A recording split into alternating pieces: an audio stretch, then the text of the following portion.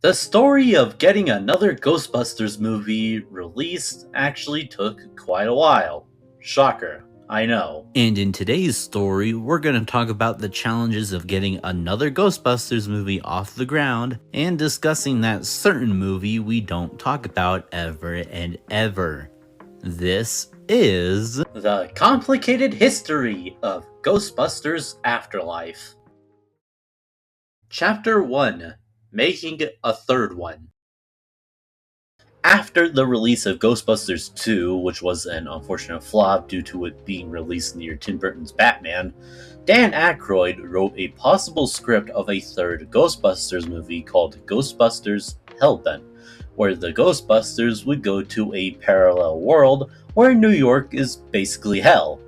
But it is in hell. And throughout the 90s and 2000s, if anyone asked when they'll get another Ghostbusters movie, it'll either go like, yeah, we hope to start filming this year, or we're almost done with the script, but it was lies upon lies, and there was one simple answer on why Ghostbusters 3 couldn't start yet.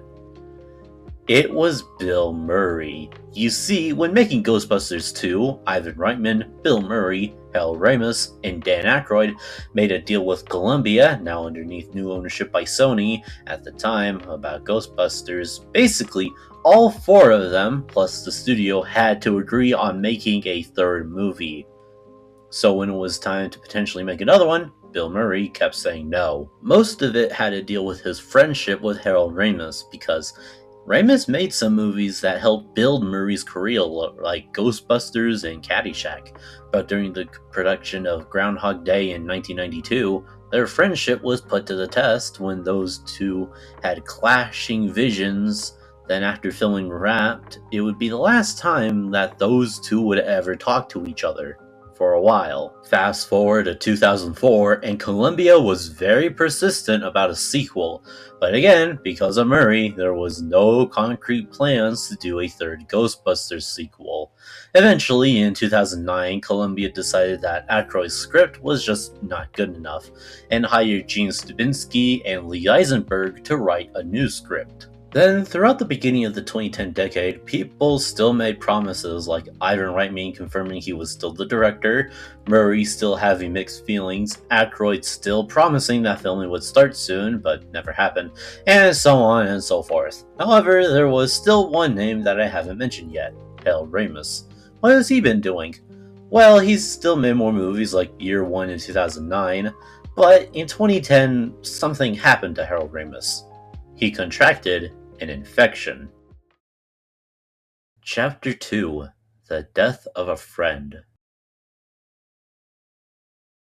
In May of 2010, Harold Ramis contracted an infection which had complications in his body that wouldn't allow him to walk. A year later in 2011, he was able to relearn to walk, but he unfortunately relapsed with the same disease and it kept getting worse. Unfortunately, there wasn't really much to do, so on February 14th, 2014, Harold Ramis passed away at the age of 69 with everyone by his side on his deathbed, including Bill Murray, who made peace with Ramis before his death. As Murray and Ramis spent time reminiscing all the time they had together, not as an actor or anything else related, but just friends. So, as everyone mourned the death of Harold Ramis, there was still one question remaining. What about the third Ghostbusters? Chapter 3, the one we don't talk about. Alright, let's make this quick before the woke mob comes in and destroys my reputation. After Ramis died, Ivan Reitman stepped down as director and told Sony that he and the company would find a new director. Several candidates included Phil Lord and Christopher Miller, Ruben Fleischer, and even the Russo brothers. But Paul Feig was chosen as the director of a reboot. Now, about that old 80s deal they had with Sony, that was actually changed. You see, because Harold Ramis died and the contract seemed odd now, they decided that they would still be involved, but Sony would be the main decision maker. So they decided to form a new company called Ghost Corps to make, and I quote, a Ghostbusters cinematic universe, because around that same time, they just wanted to copy the MCU because everybody wanted to, including Sony. Production on the female-led Ghostbusters reboot went without any problems, except for the fact that the internet would not shut up about being women, which again, I don't want to talk about because I don't want to be another channel that added it to the rage pile, which is something I don't want ever and ever. So yeah, no. Ghostbusters Answer the Call released on July 16th, 2016, to reviews that were just fine, but the box office was just not the best, only making $229 million on a $144 million budget, making it a box office bomb, and due to the movie being a failure, any quote-unquote cinematic universe plans went down the drain. Anyway, am I safe? Did I survive the hatred? Open fire! Oh, come on! This might be a problem for later, but after the 2016 movie, people were done with Ghostbusters in general, except for Sony, because they just basically decided, you know what, fuck it, we're gonna make another one. Chapter 4: Another Chance. On January 16, 2019, Sony did the unthinkable.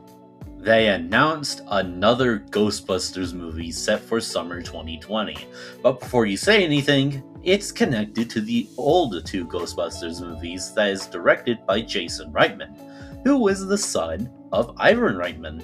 So that's interesting. To cast the new Ghostbusters, they wanted teens and new adults to represent a new story following the story of Egon Spengler, the character Harold Ramis played, including McKenna Grace, Finn Wolfhard, Carrie Coon, and Paul Rudd.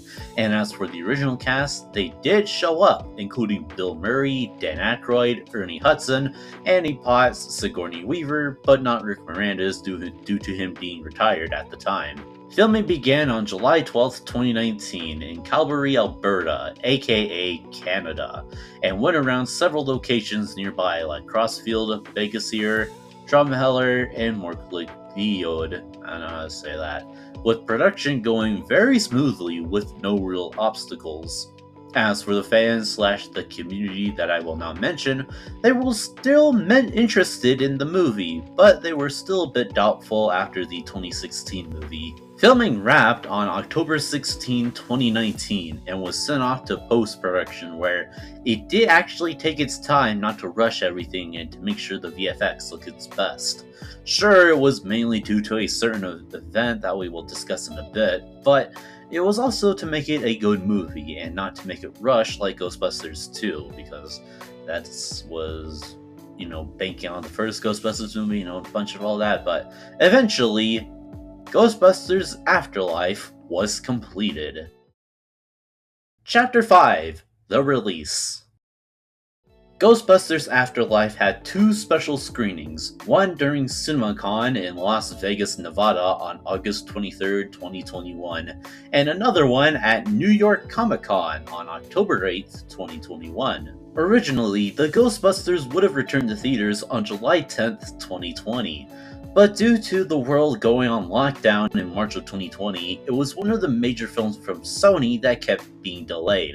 First, it was March 5th, 2021, then June 11th, 2021, then November 11th, 2021, before finding its release on November 19th, 2021. Critics and audiences gave the film positive reactions, saying that it was still a fun ride with everything that made Ghostbusters work, but had some complaints with too much nostalgia, and thankfully, it was not hated by the internet, which is a plus. As for the box office, with a budget of $75 million, the movie did face competition with Marvel Studios' Eternals, Disney's Encanto, and even another Sony movie, Spider-Man No Way Home, but the film still made a profit somehow, making $129.4 million domestically and $204.3 million worldwide.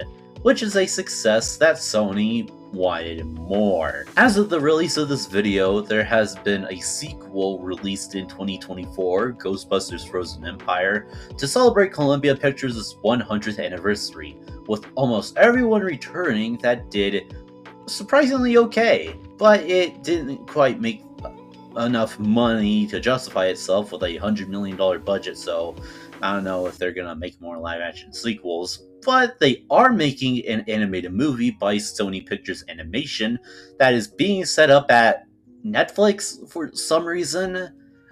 Who knows? So, for the time being, the Ghostbusters are here to stay for a while. Moral of the story: please be careful around toxic fandoms. Now, how am I supposed to get back into my original body?